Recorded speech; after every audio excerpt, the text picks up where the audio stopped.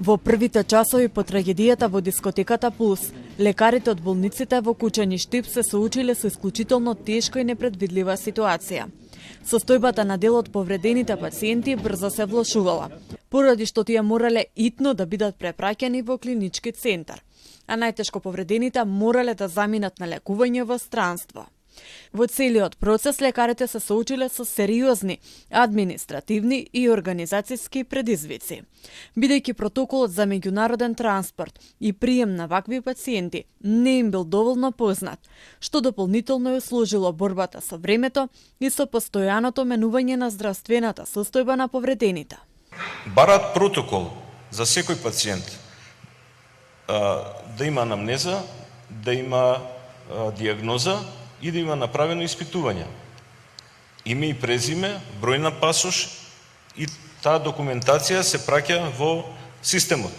Системот ја праќа во циркулирачка мрежа во Европска Унија и болниците кои што тој пациент со таква диагноза може да го прифатат, го прифаќаат и стискаат копче на тој пациент. Што ни се случуваше на нас?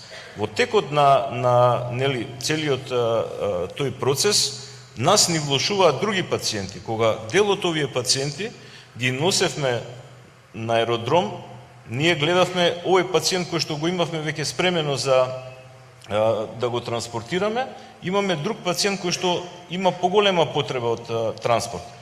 Една година по трагедијата, лекарите се потсетија на тешките моменти.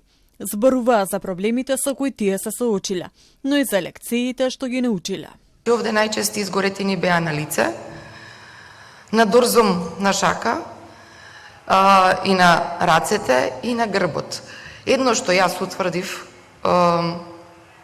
како пластичен хирург беше дека кај тие деца не беше запалена облека. Кај тие деца беа изгорени површини кои што беа отворени, површини кои што биле во контакт со дали агенс, дали топлина, дали некоја супстанца која што ги направила тие изгоретени од вториот трет подлабок степен. Бев сведок на една безрезервна колегијалност, највисока меѓусебна поддршка, соработка и комуникација и доказ дека здравствениот систем навистина може да функционира. Може да функционира со сите своји капацитети.